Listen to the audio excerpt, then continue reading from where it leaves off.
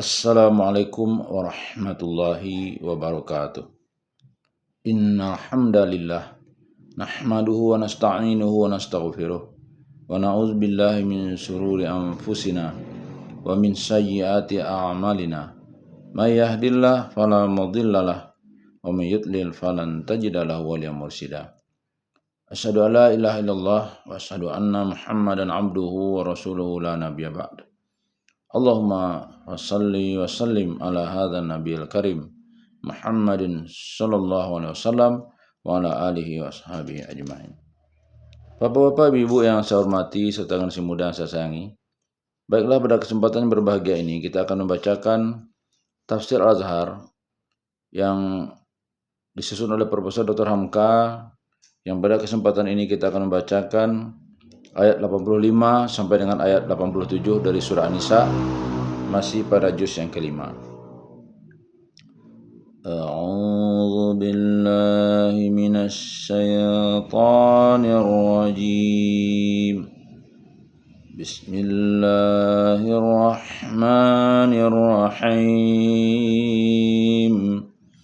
Man yashfa' syafa'atan hasanatan yakul lahu nasibum minha wa man yashfa' syafa'atan sayyi'atan yakul lahu kiflun minha wa kana Allahu ala kulli syai'in muqita. Wa kana Allahu ala kulli syai'in muqita. Wa idza hayyitum bi tahiyyatin fahayyu bi ahsana minha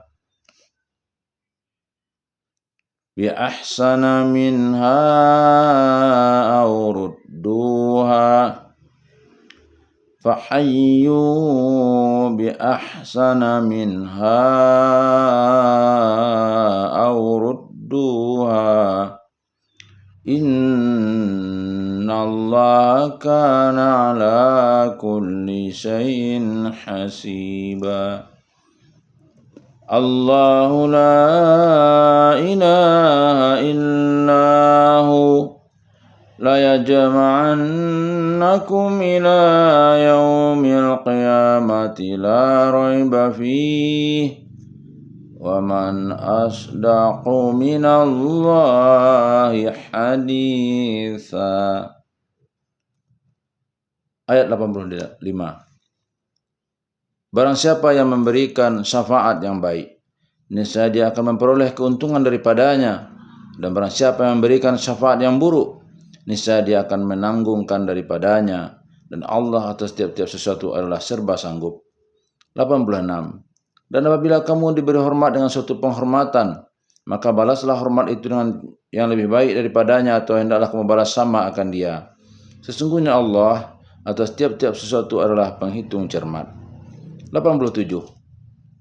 Allah, tidak ada Allah melainkan Dia. Tidak ada Tuhan melainkan Dia. Sesungguhnya Dia akan mengumpulkan kamu pada hari kiamat. Tidak ada keraguan padanya. Dan siapakah yang akan terlebih benar ucapannya selain dari Allah? Syafaat. Ayat yang akan kita tafsirkan ini membicarakan tentang syafaat. Kata-kata syafaat ini telah terpakai dalam kalangan agama di negeri kita. Seorang ayah yang kematian anaknya di waktu kecil, ketika orang takziah kepadanya lalu selalu orang berkata, moga-moga anak saudara yang meninggal itu akan menjadi syafaat saudara di akhirat kelak. Artinya bahwa kematian anak itu akan menolong meringankan azab siksaan si ayah yang patut diterimanya sebab dia sabar atas kematian anaknya. Lebih terkenal lagi tentang hadis syafaat, yaitu bahwa Rasulullah di akhirat kelak akan membela dan memohonkan kepada Allah agar beberapa manusia dibebaskan dari tuntutan. Satu kali terjadi perselisihan rumah tangga di antara seorang perempuan merdeka bernama Barirah dengan suaminya, sedang suaminya itu budak. Perempuan itu tidak suka lagi kepada suaminya sampai dia meninggalkan rumah tangganya. Si suami yang masih cinta kepada istri yang telah membencinya itu berjalan di belakang Barirah sambil menangis, memohon sudilah kiranya Barirah berdamai kembali dengan dia, supaya dia pulang kembali. Tetapi Barirah tidak mau. Lalu suaminya datang kepada Rasulullah SAW meminta agar beliau sudi menjadi perantara untuk mendamaikan mereka. Permohonan si suami dikabulkan oleh Rasulullah. Lalu si Barirah beliau panggil dan beliau bujuk agar dia mau kembali berdamai dengan suaminya. Kata beliau, alangkah baiknya kalau kau sudi berkembalian dengan suamimu. Lalu Barirah menyambut, apakah Rasulullah memerintahkan daku? Nabi menjawab, innama ana asfa'. Aku hanya semata-mata memberi jasa-jasa baik. Barirah menjawab, tidak ada keinginanku lagi kepadanya. Hadis riwayat Bukhari, karena Barirah menolak syafaat Nabi tidak berhasil. Lantaran itu syafaat bisa diartikan menolong, bisa juga diartikan memberikan jasa-jasa baik atau menjadi orang tengah yang tidak memutuskan. Misalkan seseorang membeli sesuatu barang di suatu kedai, kebetulan uang pembayarannya tidak cukup, lalu kita datang dan kita genapkan bilang yang kurang itu dengan uang kita sendiri. Perbuatan kita menolong teman itu pun dinamai syafaat. Oleh sebab itu, syafaat juga diartikan menggenapi. Di dalam beberapa tafsir yang dikarang oleh bangsa Indonesia, telah terdapat 2-3 macam makna untuk kalimat syafaat ini. Hasan di dalam tafsir Al-Furqan memberikan arti syafaat dengan menggenapi. Sebab memang syafi artinya genap sebagai timbalan dari watri yang berarti ganjil. Lihat surah Al-Fajr ayat 3. Tetapi Al-Ustaz Zainuddin Hamidi dan Fakhruddin HS dalam tafsirnya memberikan arti syafaat dengan memberi pertolongan. Tetapi penafsir Al-Quran dan terjemahannya dari Departemen Agama terus saja mengambil langsung perkataan itu. Di sana dituliskan barang siapa yang memberi syafaat yang baik. Penulis tafsir ini cenderung kepada apa yang dipilih oleh para penafsir dari Kementerian Agama. Sebab kata-kata syafaat memang mengandung arti menolong, mengetengahi dua orang yang berselisih supaya damai, pemberi jasa-jasa baik, menggenapkan mana yang ganjil, menambah mana yang kurang, melengkapkan mana yang timpang, seorang yang lemah dan takut menghadap pembesar tinggi, lalu seorang lain yang dekat dengan orang berkedudukan tinggi itu menyediakan diri jadi orang perantara. Perbuatan menjadi perantara itu dinamai juga syafaat. Sekarang datanglah ayat. Barang siapa yang memberikan syafaat baik, niscaya dia akan memperoleh keuntungan darinya. Barang siapa yang memberikan syafaat baik, niscaya dia akan memperoleh keuntungan daripadanya. Pangkal ayat 85. Setelah diketahui arti dan makna dari syafaat yang telah kita sebutkan di atas tadi, dapatlah dipahamkan bahwa maksud ayat meliputi semua arti itu. Barang siapa yang sudi menjadi orang tengah di antara dua orang yang berselisih, kalau dia mengetengahi dengan jujur, dia akan dapat keuntungan pahala. Demikian juga seorang yang memberi jasa-jasa baik suami istri yang berkelahi, sebagaimana Nabi Muhammad menjadi pembawa syafaat di antara Barirah dan suaminya. Atau seorang yang sudi menyambungkan di antara seorang yang berkedudukan kecil dengan orang atasan. Semuanya akan memperoleh keuntungan darinya, terutama keuntungan budi. Sebaliknya pula, dan barang siapa yang memberikan syafaat yang buruk, niscaya dia akan menanggungkan daripadanya. Artinya, bahwa siapa yang telah menyalahgunakan syafaat yang diberikannya itu, menjadi orang perantara tetapi tidak jujur, memberikan jasa-jasa baik padahal jasa buruk, sehingga yang berselisih tambah selisih, yang katanya mendamaikan tetapi memaksakan jalan yang tidak adil. Atau menjadi orang perantara, misalnya mempertemukan orang berzina, orang semacam ini itu akan menanggungkan dosa atas ketidakjujurannya. Di suku pertama syafaat yang baik disebutkan akan mendapat nasib yang kita artikan keuntungan pahala. Sebaliknya orang yang memberikan syafaat buruk akan mendapatkan kiflun, kita artikan akan menanggungkan, yaitu menanggungkan akibat dari perbuatan buruknya. Kedua kata-kata itu selalu terpakai dalam bahasa Melayu atau Indonesia. Orang yang berbuat baik akan mendapatkan keuntungan, itulah pahala, dan yang berbuat buruk akan menanggung sendiri akibat dari keburukan maksudnya, sesuai dengan pantun Melayu. Awak dengan baju buruk awak, gantungkanlah, ampaikanlah. Awak dengan laku buruk awak, tanggungkanlah, rasaikanlah. Dan Allah atas setiap sesuatu adalah serba sanggup. Ujung ayat 85. Dia sanggup dan dia berkuasa menyediakan pahala yang pantas bagi barang siapa yang memberikan syafaat yang baik kepada sesama hamba Allah. Dan dia pun serba sanggup, tidak pernah kekurangan buat menyediakan siksaan yang akan ditanggungan oleh barang siapa yang memberikan syafaat yang tidak jujur. Boleh juga diartikan penyaksi dan pemelihara dan selalu mengawasi. Hubungan antara ayat 85 ini dan ayat 84 sebelumnya rapat sekali. Sudah dinyatakan bahwa Rasulullah seorang dirilah yang diperintahkan Allah berperang menghadapi musuh, walaupun tidak dibantu oleh orang lain, dan dia selalu bersedia melaksanakan perintah Allah. Kalau dia pergi juga seorang diri, niscaya dia berjalan ganjil atau watri. Setelah perintah kepada dirinya sendiri itu beliau terima, beliau disuruh mengerahkan orang-orang yang beriman supaya turut pula ke medan perang. Maka siapakah di antara orang-orang beriman itu yang tidak mau membiarkan Rasulullah pergi sendiri saja atau ganjil? Adakah yang sampai hati berpangku tangan padahal kerahan Rasul sudah datang? Datanglah ayat ini menyatakan bahwa siapa yang sudi menggenapkan yang ganjil, menyamai Rasul dalam perjuangannya sebab dia sendiri yang mula-mula diperintahkan Allah, maka orang yang menggenapkan panggilan itu dengan baik, niscaya akan mendapat keuntungan atau nasib. Tetapi barang siapa yang menggenapkan itu tidak baik, tidak jujur, setengah hati, mundur di tengah jalan, atau hanya mau enaknya saja, niscaya dia akan menanggung dan dia akan menderita tersebab syafaat yang buruk itu. Berkata Jarullah Az-Zamakhsyari dalam tafsirnya, syafaat yang baik ialah yang digunakan untuk memelihara hak sesama muslim, menolak kejahatan dan meraih kebaikan, dan dalam semua sikap langkah hanya satu yang diharapkan, yaitu wajah Allah. Bukan karena mengharapkan rasuah atau uang sogok. Hendaklah yang disyafaatkan itu dalam perkara yang dibolehkan oleh syara, bukan di dalam usaha melanggar batas-batas yang ditentukan Allah atau melangkahi batas-batas kebenaran. Tersebut dalam satu riwayat bahwa Masruq pada suatu hari pernah memberikan syafaat jasa-jasa baiknya kepada seseorang. Usaha Masruq itu berhasil baik.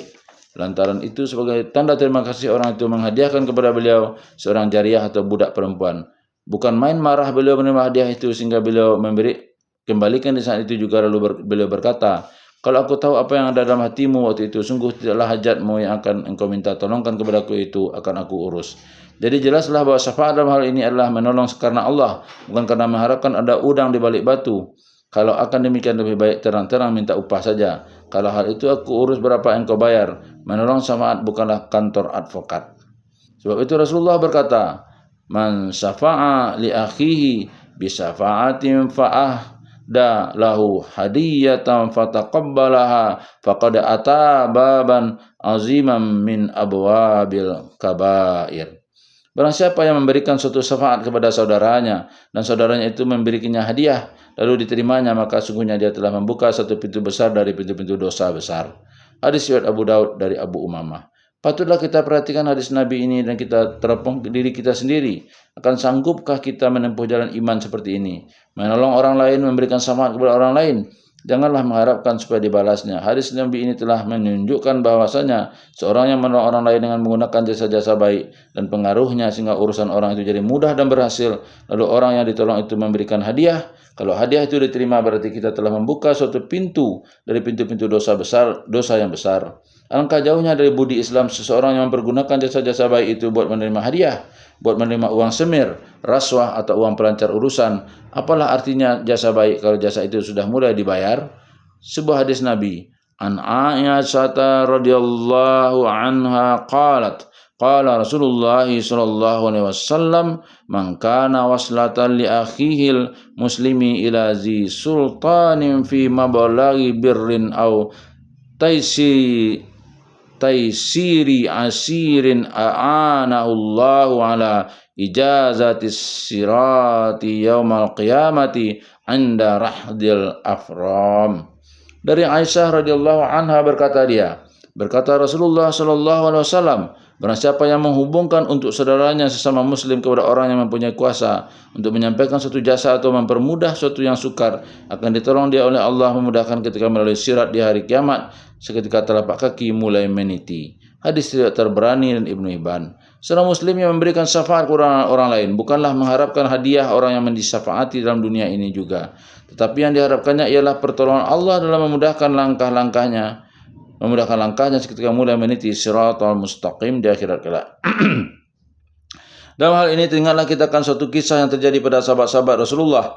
Al-Quran telah memberikan pujian kepada kaum Ansar di Madinah bahwa untuk menerima kawan sepaham orang muhajirin yang pindah ke Madinah karena mempertahankan keyakinan mereka, kaum Ansar yang menerima mereka di Madinah itu telah menyambut dengan budi bahasa yang hanya bertemu pada orang beriman. Bahkan mereka melebih utamakan kawan yang baru pindah itu daripada diri sendiri meskipun mereka dalam kesusahan. Lihat surah Al-Hasyr ayat 9. Pujian yang demikian dari Allah dengan wahyu kepada kaum Ansar menyebabkan mereka memupuk terus pujian itu dalam diri mereka sendiri sehingga termasuklah dermawan dan kesudian memberi syafaat kaum Ansar di seluruh tanah Arab di zaman itu dan kini dipelihara pula oleh anak cucu mereka. Qais bin Sa'ad bin Ubadah adalah salah seorang putra orang Ansar yang terkenal dermawan. Ayahnya Sa'ad bin Ubadah di kalangan Ansar sama dengan kedudukan Abu Bakar dalam kalangan Muhajirin. Sa'ad terkenal karena dermawannya dan kedermawannya ini menurun kepada anaknya Qais malahan lebih. Kerap kali orang yang terdesak berutang kepadanya diberinya utang. Kadang-kadang utang itu tidak terbayar namun beliau tidak pernah menagihnya. Pada suatu hari Qais bin Sa'ad bin Ubadah ditimpa sakit agak berat. Dia tercengang karena banyak teman sahabatnya tidak datang melihatnya dalam keadaan dia sakit. Iya dah. Lalu dia bertanya kepada anak-anaknya, apa sebab teman sejawat tak datang melihatnya padahal sudah begini sakitnya. Anak-anaknya menjawab, kebanyakan mereka malu untuk menjenguknya sakit, sebab mereka itu banyak berutang kepadanya. Dan utang itu tidak terbayar. Mendengar itu dia berkata, celakalah harta benda. Kalau harta benda itu akan menghambat ikhwan berziarah. Setelah itu disuruhnya lah orang-orangnya menyerukan di muka umum. Barang siapa yang merasa berutang kepada Qais bin Sa'ad, mulai hari ini sekalian utang itu telah dimaafkannya, tak usah dibayar lagi. Mendengar seruan demikian, belum lagi hari petang sudah patah bendol rumahnya karena banyaknya orang berziarah. Dan beliau tambah terkenal karena pemurahnya. Pada suatu hari ada orang bertanya kepada Qais karena dia sudah terkenal pemurah. Pernahkah di dalam hidupnya dia bertemu orang yang lebih pemurah daripadanya? Beliau menjawab, ada. Lalu orang itu bertanya, di mana? Qais bercerita, pada suatu hari kami dalam perjalanan. Setelah letih berjalan, berhentilah kami pada rumah seorang badui. Yang kami dapati hanya seorang perempuan dengan anaknya, sedang suaminya tidak ada di rumah. Belum berapa lama kami berhenti, datanglah suami perempuan itu. Lalu dilaporkannya kepada suaminya bahwa ada tetamu dua orang. Mendengar itu, suaminya menyuruh potong seekor unta betina muda untuk makanan kami. Setelah hari pagi besoknya dia memotong lagi seekor unta muda buat makanan. Lalu saya berkata, saudara terlalu memberati diri karena menyelenggarakan kami. Lebih unta yang saudara sembelih kemarin belum habis kami makan, saudara telah menyembelih lagi unta yang lain. Dia menjawab, sudah kebiasaan saya dari dahulu tidak mau memberikan kepada tetamuku makanan yang sudah bermalam. Demikianlah kami telah menjadi tetamunya 2 atau 3 hari. Hujan turun dan dia setiap hari menyembelih unta yang baru buat kami. Biasanya setelah selesai menyembelih dan menghidangi kami, dia keluar beberapa waktu ke tempat pekerjaannya dan petang hari baru dia pulang.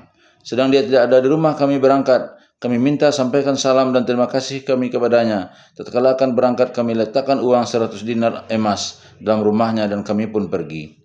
Kami berangkat pagi-pagi melanjutkan perjalanan kami, tetapi sebelum matahari tergelincir ke sebelah barat dari belakang kami, kedengaranlah suara laki-laki itu menyeru kami dan menyuruh berhenti kendaraan kami. Kami hentikan dan kami tunggu dia. Lalu kedengaran dia berkata dengan nada orang marah, berhenti, kalian tetamu yang tidak mengenal budi. Terima uang ini kembali, atau kalau tidak akan aku tusuk perut kalian dengan tombakku ini. Lalu dicampakkannya pundi-pundi bersih 100 dinar itu ke hadapan kami. Terpaksa kami ambil, dia pun pergi dengan tidak menegur kami lagi. Ketika menceritakan hal ini, Imam Ibnu Qayyim dalam kitabnya Madarius Shalikin telah berkata, begitulah ketinggian budi orang Ansar dan kemurahannya. Namun dalam hati mereka tidak ada ingatan hendak meminta penghargaan atas jasa mereka. Meskipun sepeninggal Rasul Shallallahu Alaihi Wasallam wafat, orang lain telah memperebutkan kemewahan dan kekuasaan duniawi. Orang Ansar umumnya tidaklah mendapat apa-apa dari pembagian pangkat, namun Ansar tidaklah peduli akan hal itu. Mereka tetap berbuat baik kepada orang lain, mendatangkan gembira pada hati sesama muslim. Bila mana jasa mereka tidak hendak dibeli dengan benda, niscaya mereka akan murka sebagaimana murkanya orang Badui di desa padang pasir itu seketika jamuannya yang diberikannya dengan tulus ikhlas hendak dibayar.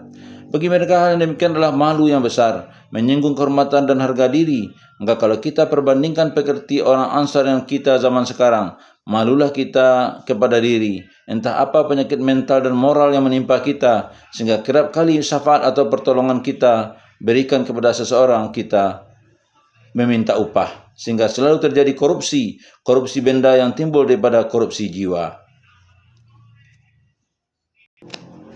Salam. Sekarang ayat seterusnya. Dan apabila kamu diberi hormat dengan suatu penghormatan. Pangkal ayat 86. Artinya apabila orang mengucapkan salam kepadamu, memohon kepada Allah mudah-mudahan selamat keadaanmu, selamat badanmu, terpelihara dari segala macam malapetaka dengan mengucapkan Assalamualaikum, maka balaslah hormat itu dengan yang lebih baik daripadanya. Artinya kalau misalnya orang mengucapkan Assalamualaikum, balaslah dengan Waalaikumsalam warahmatullah. Dan kalau salam orang itu ditambahkan lagi dengan warahmatullah, balaslah dengan tambahan lagi wabarakatuh. Berkata Ar-Raghib, kalimat tahiyah sebagai penghormatan artinya ialah doa agar yang dihormati hidup sehat umur panjang. Orang Arab di zaman dahulu kalau bertemu dengan temannya memberi hormat dengan hayakallah, semoga hidupmu dipelihara Allah atau umur panjang. Serupa juga dengan orang yang telah biasa dilakukan oleh orang Indonesia yang tidak mengerti aturan Islam yang mengucapkan hidup sebagai tanda hormat. Demi setelah datang agama Islam diajarkanlah ucapan selamat dan penghormatan yang lebih mendalam artinya, yaitu Assalamualaikum, yang berarti moga-moga selamat dan bahagia meliputi diri kamu. Salam berarti damai, bahagia dan selamat. Sehat walafiat juga berarti salam. Sebab itu dalam kata Assalamualaikum terkandunglah pengharapan yang banyak sekali. Kalau misalnya ucapan hormat kepada orang lain hanya kata-kata hidup, apalah artinya hidup? Meskipun dengan doa hidup, terkabul umur panjang, apalah arti hidup lama di dunia kalau hati kosong dari rasa damai dan selamat?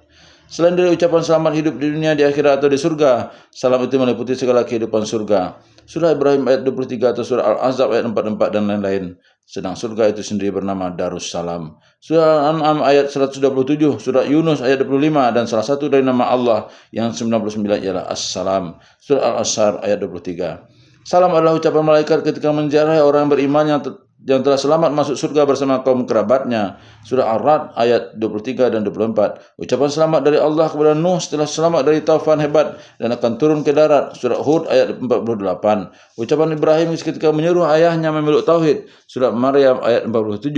Ucapan malaikat utusan Allah kepada Ibrahim ketika mereka menziarahinya, menyampaikan kabar sukacita. Kabar sukacita karena dia akan dianugerahi anak, yaitu Ishak, dan jawaban Ibrahim kepada malaikat itu.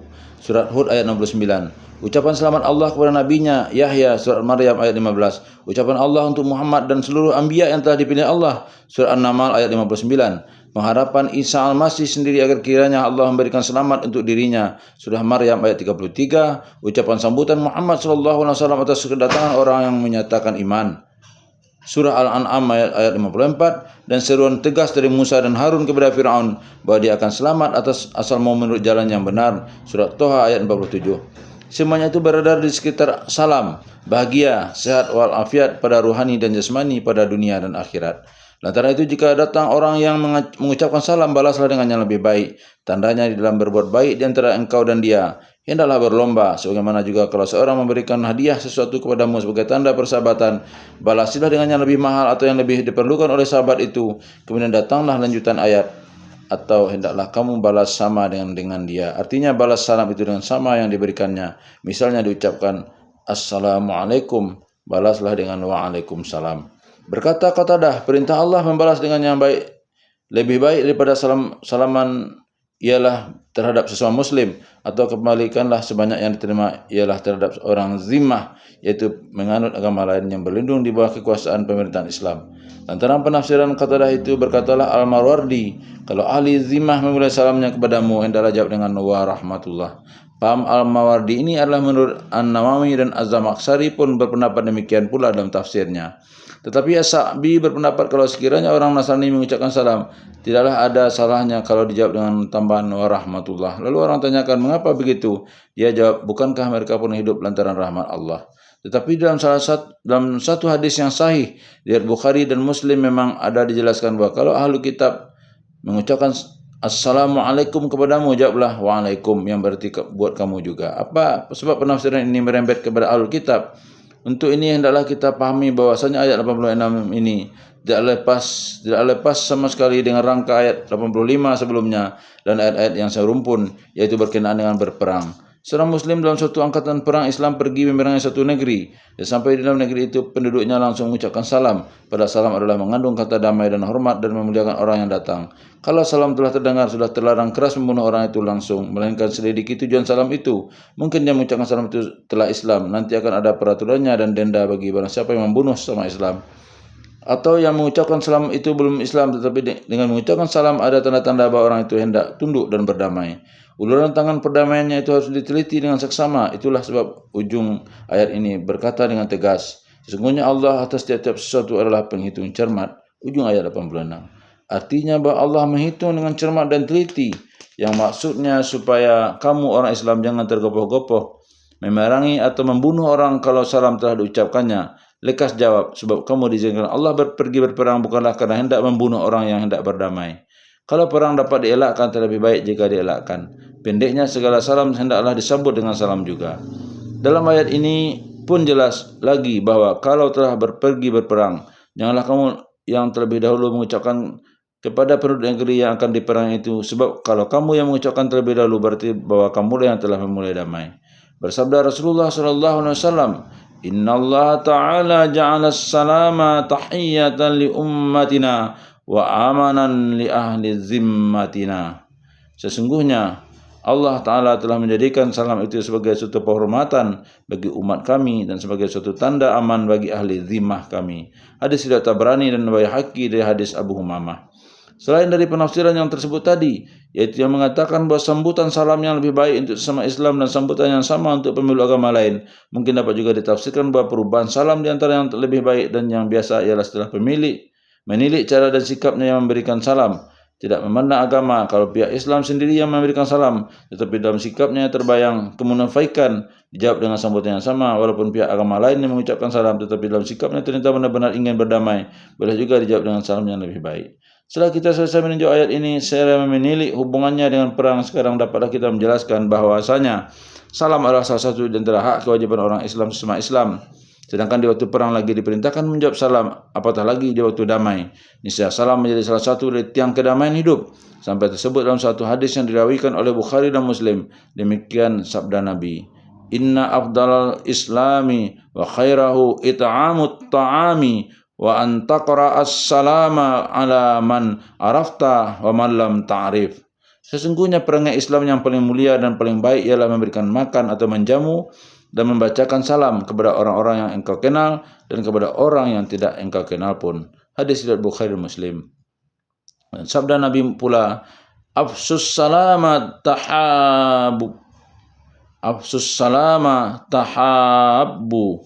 Sebarkanlah salam, niscaya akan timbul cinta mencintai di antara kamu. Hadis riwayat Al-Hakim dari Abu Musa Al-Asy'ari. Dan sabdanya pula, "Salasatum man jama'ahunna faqad jama'al imanal insafu min nafsika wa bazlus salami wal infaqu minal iqtar."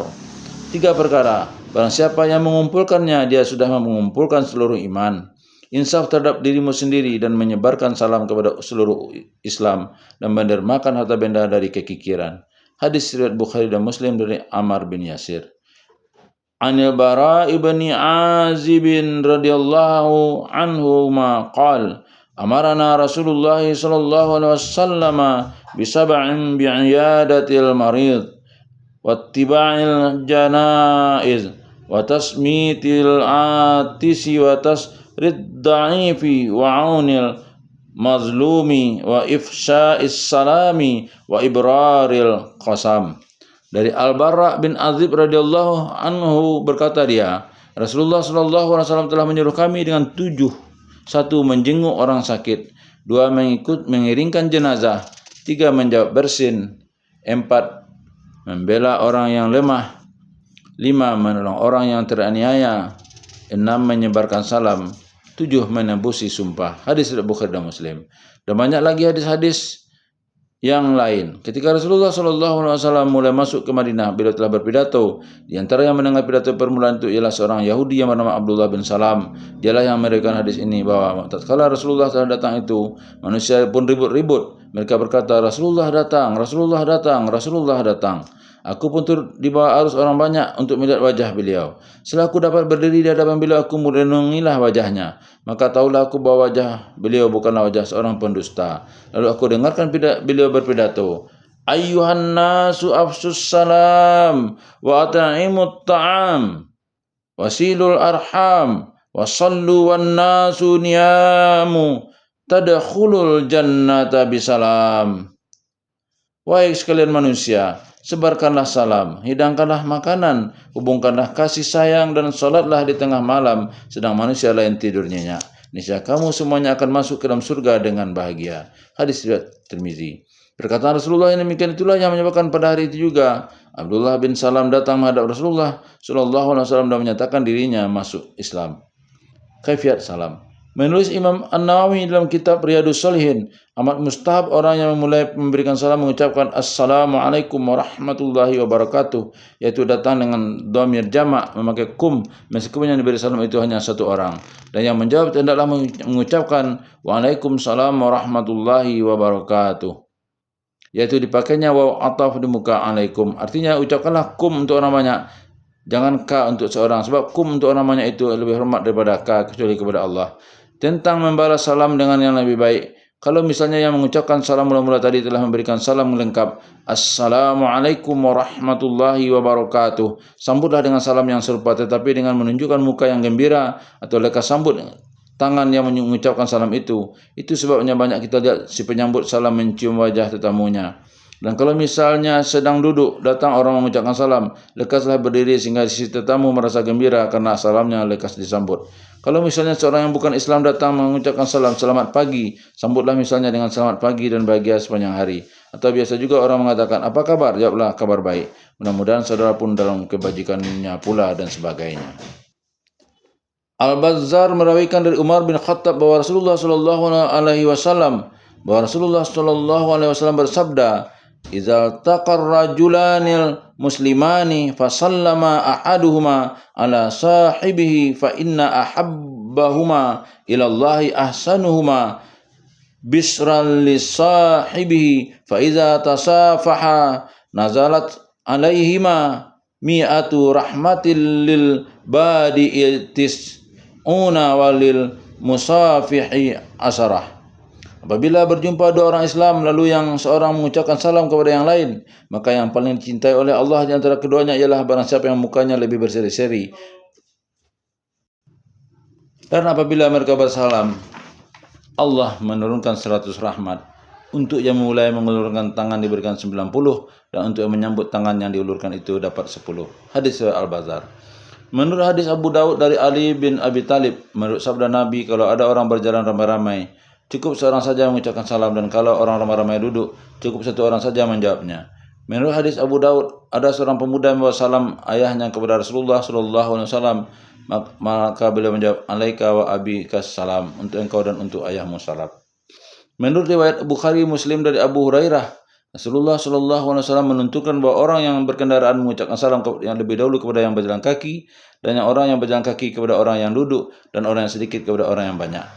Menurut riwayat Bukhari Muslim dari Anas bin Malik, bahwa Anas mengucapkan salam kepada kanak-kanak yang sedang ramai bermain. Kata Anas, aku lihat Rasulullah SAW berbuat begitu. Ibnu Sunni meriwayatkan bahwa salam Rasulullah SAW kepada kanak-kanak ialah, Assalamualaikum ya sibyan, Assalamualaikum hai anak-anak. Dari hadis Abu Daud dari Asma binti Yazid, bahwa Nabi pun mengucapkan salam kepada perempuan-perempuan. Sebagaimana di atas telah diterangkan, bahwa menurut riwayat Bukhari dan Muslim dari Anas, Rasulullah menuntunkan, kalau ahlu kitab mengucapkan salam kepadamu, hendaklah jawab dengan wa'alaikum, dan atas kamu pun. Perintah Rasulullah SAW seperti ini bukanlah umum untuk seluruh ahlu kitab, melainkan karena telah pernah terjadi orang Yahudi di Madinah menyalahgunakan kelapangan dada dan kebaikan budi itu. Assalamualaikum mereka hilangkan lamnya menjadi Assalamualaikum, yang berarti celakalah kamu atau mati kena racunlah kamu. Rasulullah melarang menjawab dengan Waalaikumsalam, karena kata yang nista tidak boleh keluar dari mulut orang yang beriman. Jawab sajalah dengan Waalaikum, yang berarti kalau orang yang diucapkannya itu maksud jahat, biarlah kembali kepada dirinya, dan kalau maksud baik, kembali pula pada dirinya. Dengan demikian nyatalah kalau Assalamualaikum itu diucapkannya dengan jelas jujur, baiklah disambut dengan Waalaikumsalam. Waalaikumsalam. Kalau satu waktu hendak mengucapkan salam atau hormat kepada orang zimmi terlebih dahulu, janganlah dipakai Assalamualaikum, melainkan pakailah apa yang biasa mereka pakai. Selamat pagi, selamat sore, selamat malam, dan boleh juga hadakallah, moga-moga Allah memberimu hidayah. Berkata Syekh Hasan Al-Bisri, memulai mengucapkan salam adalah sunnah atau tatawu, dan membalas salam adalah wajib. Ulama-ulama yang lain boleh dikatakan sama sepaham dengan beliau dalam perkara ini. Sebab pada ayat tadi telah tertulis dengan jelas, maka sambutlah salam itu dengan yang lebih baik atau yang sama. Lantaran itu sifatnya menjadi amar, yaitu perintah, dan suatu perintah pada pokoknya wajib dijalankan. Tegasnya, berdosalah siapa yang tidak menjawab salam. Apatah lagi kalau salam seseorang tidak dijawab, berarti memandang enteng dan menghina kepada orang yang mengucapkan salam itu, menghina sama Islam adalah haram. Lantaran itu berkata Ibnu Katsir, sebab itu sunnahlah bagi seluruh orang banyak menjawab salam seorang yang baru datang dengan serentak, guna menunjukkan penghormatan yang lebih gembira kepadanya, meskipun pada asalnya apabila seorang saja menjawab sudah cukup. Berdasarkan kepada kesan yang dikemukakan oleh Imam An-Nawawi di dalam kitab Riyadhus Shalihin, yaitu bahwa kepada orang yang seorang pun kita pakai juga dhamir jamak sebagai ucapan kehormatan, maka kepada perempuan juga kita pakai dhamir jamak yang untuk laki-laki. Sebab itu tidaklah Rasulullah SAW mengucapkan assalamu alaikunna kepada perempuan, melainkan assalamualaikum juga. Pada masa akhir-akhir ini, karena banyak orang hendak lancang mengadakan ijtihad padahal tidak didalaminya bahasa Arab dan ada istiadat pemakaian bahasa itu, pernah terdengar seorang mengucapkan salam di hadapan satu majlis yang dihadiri oleh banyak laki-laki dan banyak perempuan. Assalamualaikum waalaikumsalam warahmatullahi wabarakatuh. Inilah satu pemakaian bahasa yang amat janggal. Yang akan mengetahui kejanggalan itu ialah orang yang mengerti balaghah bahasa Arab. Dan inilah satu pemakaian salam yang tambah dari yang diajarkan Nabi. Rupanya mereka beranggapan bahwa salam yang diajarkan Nabi itu belum cukup sebab perempuan tidak diistimewakan. Sebab Nabi Muhammad tidak hendak meniru adat orang barat yang memuliakan perempuan dengan satu macam salam buatan zaman modern. La haula wala quwata illa billah. Semuanya ini tanda pikiran kacau. Damai sampai ke akhirat. Allah tidak ada Tuhan melainkan Dia. Pangkat ayat 87. Setelah Allah menerangkan berbagai peraturan itu, sampai kepada sikap di waktu ada peperangan. Pernah terdengar orang mengucapkan salam di hadapan satu majlis yang dihadiri oleh banyak laki-laki dan banyak perempuan. Assalamualaikum waalaikumsalam warahmatullahi wabarakatuh. Inilah satu pemakaian bahasa yang amat janggal. Yang akan mengetahui kejanggalan itu ialah orang yang mengerti balaghah bahasa Arab. Dan inilah satu pemakaian salam yang ditambah dari yang diajarkan Nabi. Rupanya mereka beranggapan bahwa salam yang diajarkan Nabi itu belum cukup sebab perempuan tidak diistimewakan. Sebab Nabi Muhammad tidak hendak meniru adat orang barat memuliakan perempuan dengan satu macam salam buatan zaman modern. La haula wala quwata illa billah. Semuanya ini tanda pikiran kacau. Damai sampai ke akhirat. Allah tidak ada Tuhan melainkan Dia. Pangkal ayat 87. Setelah Allah menerangkan berbagai peraturan itu sampai kepada sikap di waktu ada peperangan, sampai pun bagaimana cara menerima salam dan menyambutnya di waktu perang atau di waktu damai, maka datang ayat 87 mengembalikan kita ke pangkalan tempat kita tegak, baik perang atau damai, atau menyatakan taat kepada Allah dan Rasul, melakukan syafaat kepada semua muslim dan sebagainya itu, malahan sampai kepada mengembalikan amanah kepada ahlinya dan menjalankan hukum dengan adil.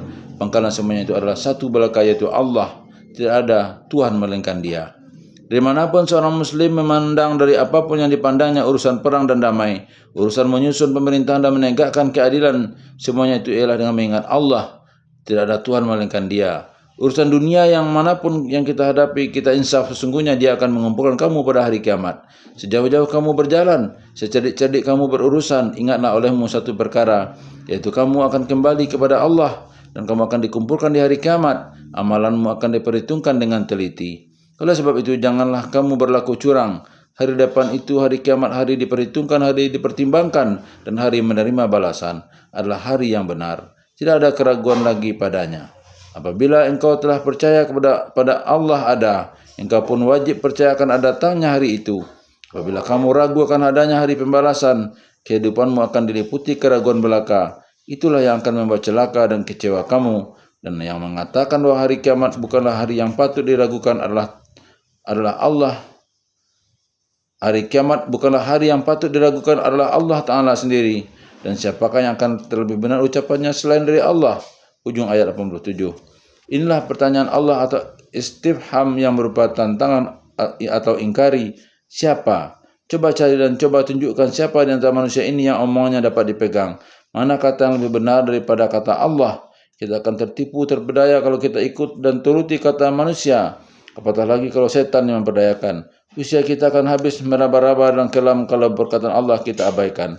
Sejarah selalu jadi pelajaran kita. Bahwasanya yang selamat dan yang meninggalkan jejak baik hanyalah kata manusia yang berdasar kepada perkataan Allah. Kalau manusia telah menyeleweng dari perkataan Allah, segala rencananya akan gagal dan dia akan mati sesudah melalui jalan buntu.